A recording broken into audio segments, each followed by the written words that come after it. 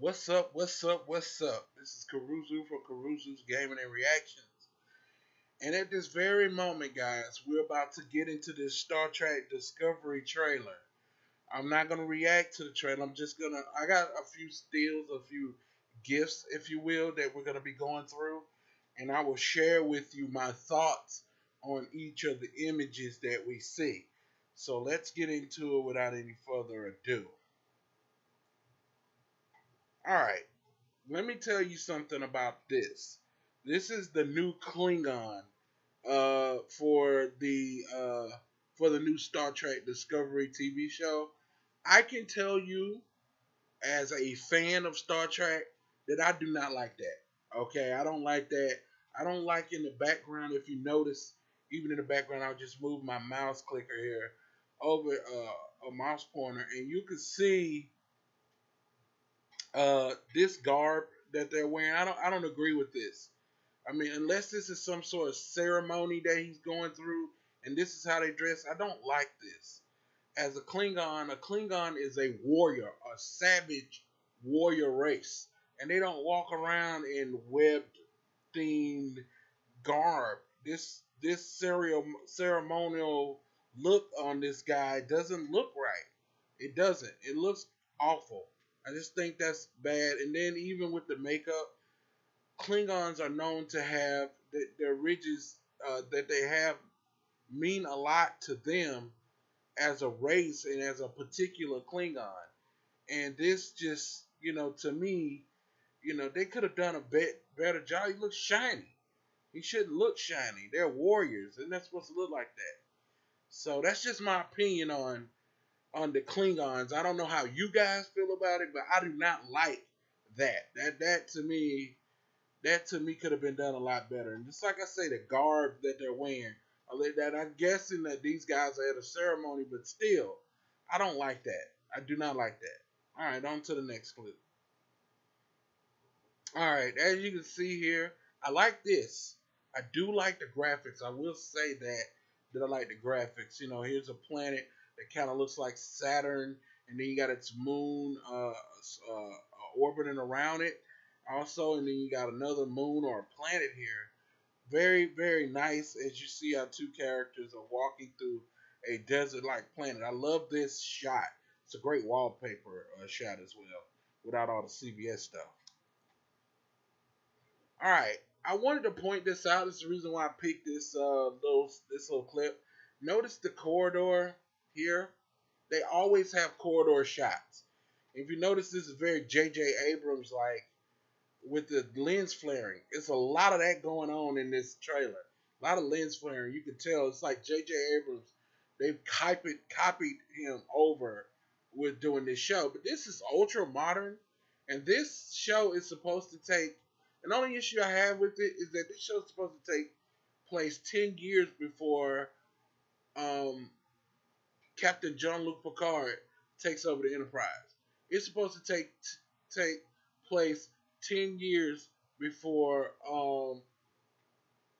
Star Trek Generations or the Next Generation. So TNG. It's supposed to take place 10 years before that, and this looks more modern than that ship. And I understand why they're doing it. I mean, I understand there's new technology and things of that nature.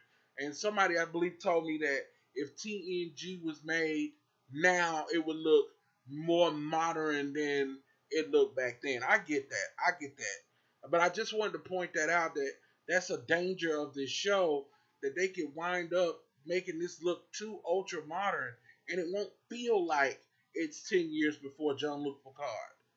All right, on to the next one. All right, so um, we'll go right here. This, I wanted to let you guys see this picture right here. This is an astronaut suit, obviously. I forgot what they call them in the future, because AV suit, AV suit. That's what they call them, AV suits. In most space shows you ever watch, they'll call those AV suits. Anyway, this suit looks a lot more modern and upscale with all the different technologies and stuff than the ones that they use on the Enterprise. I just think that they could have been a little paid a little bit more attention to that part of it. I'm not saying change everything. I'm just simply saying as a fan, I could get out. It might not. I might not be turned on by this. They should have did a future Star Trek ahead of everybody else's. That just left all that other stuff alone. On to the next one. So we can see here. This is Michelle Yeoh. She's one of the captain of the ship. I don't know which name of the ship is yet, but she's the captain. I'm really glad that they put her in this. She is still stunningly beautiful after all these years. Lord Jesus, some of these women need to get your secret, baby. That's my baby right there, Michelle Yeoh. She ain't got a body like a stripper or Nicki Minaj or nothing like that, but she is stunningly beautiful. Always love Michelle Yeoh.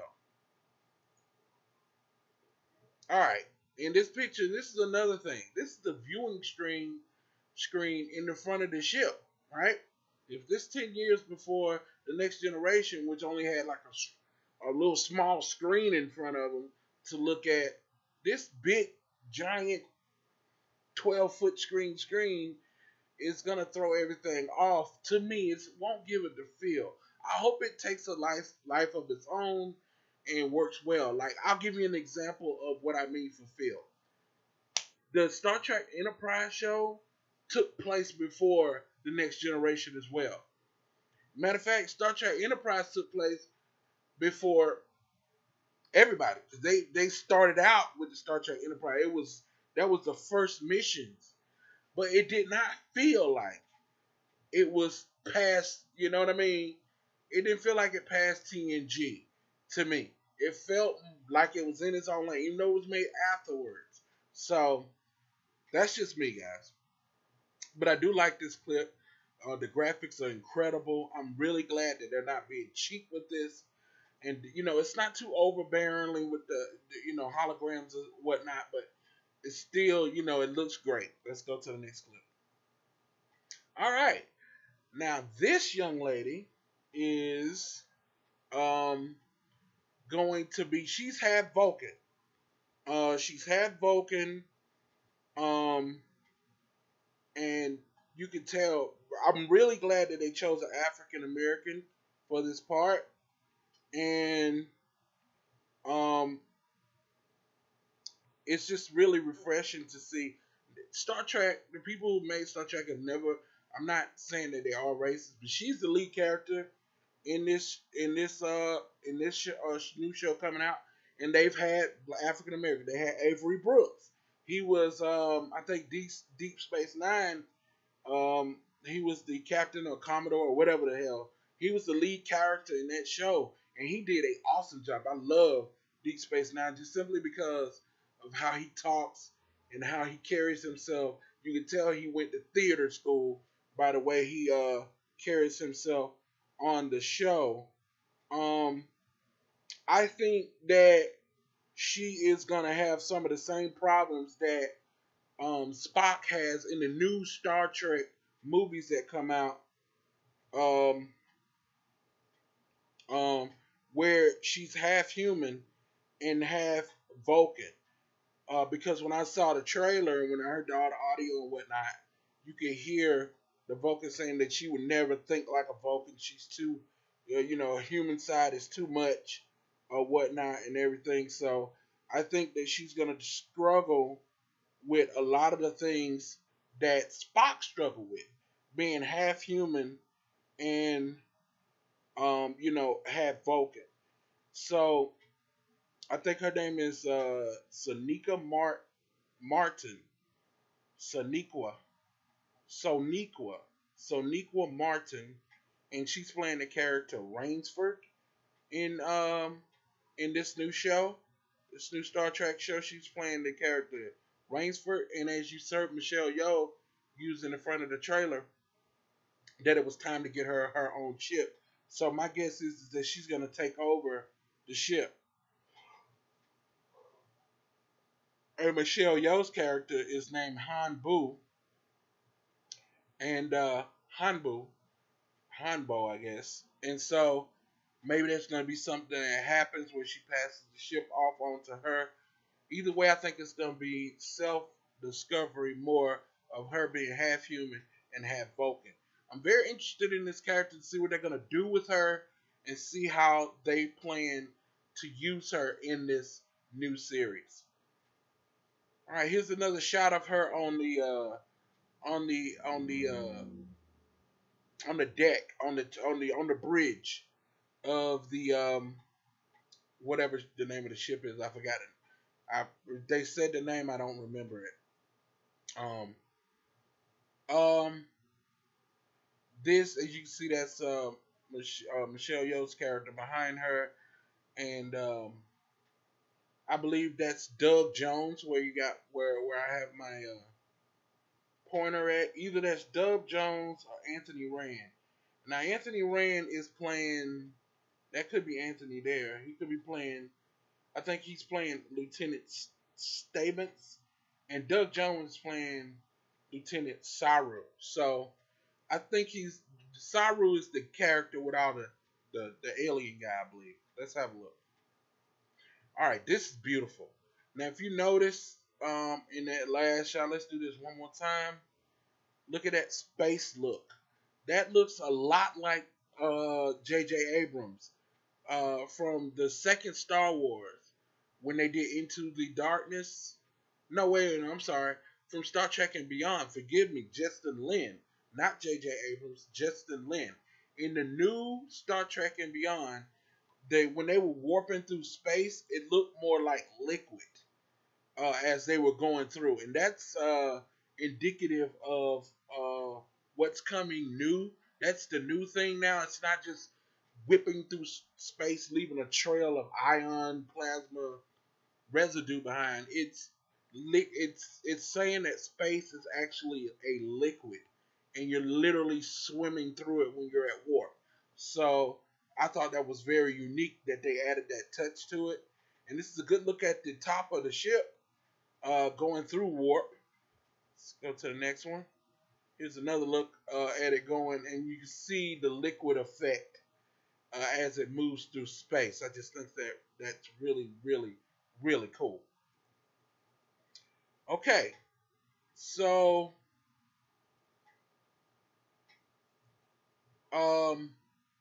cancel that. Okay, sorry about that, guys. So I wanted to go back and do this again, and you can see that oh, sorry about that. You can see that the ship is coming through the atmosphere, and I wanted to stop on this right here in particular because you can see them being transferred up. This looks way more advanced than the beam up technology of the Enterprise. This is another way for me to point it out. I just wanted to point that out again. So let's go. That's an awesome shot of the ship coming through the atmosphere of a planet. Okay, you know, as we know, starships don't necessarily go through on planets, but this takes 10 years before TNG, so things were a little bit different in that era. So let's keep going. All right, and as you can see, this is Sonequa Martin Bransford, her character now out in the desert, and Michelle Yeoh. I think this is at the point where she tells us that she needs her own ship, and she's had enough training. I love the garb that she's wearing here with the thing. It's the reason why I caught this clip because I wanted you guys to see what they were actually wearing. Very well done, very desert-esque with the goggles and the wool, the thick wool padded jacket with the double scarf on, one around her neck, like sort of like a ascot basically, and she has a scrap over the back, so she's carrying a backpack there. This is another shot of both of them walking in her behind her. You can see that she has either that's her communicator or it's a stunner or something of that nature. I don't know what they're doing on that planet, but it's I can't wait to find out. I'm freaking excited about it. So And then she has a carrying belt, carrying bag as well. Michelle Yeoh's character has some garments on as well. And you can see she's taking her scarf up around the top of her head. And she also, I believe, is carrying something. Okay. So there we are, guys, at the end of this trailer. And I want to take you guys back through it so you can have a look. And I can't wait till this comes out. If you like my reaction video to this Star Trek Discovery trailer and my breakdown of what happened, please like, subscribe, and share. And we'll do more videos like this. All right? This is Karuzu, Gaming and Reactions, and we'll see you in the next video. Deuce.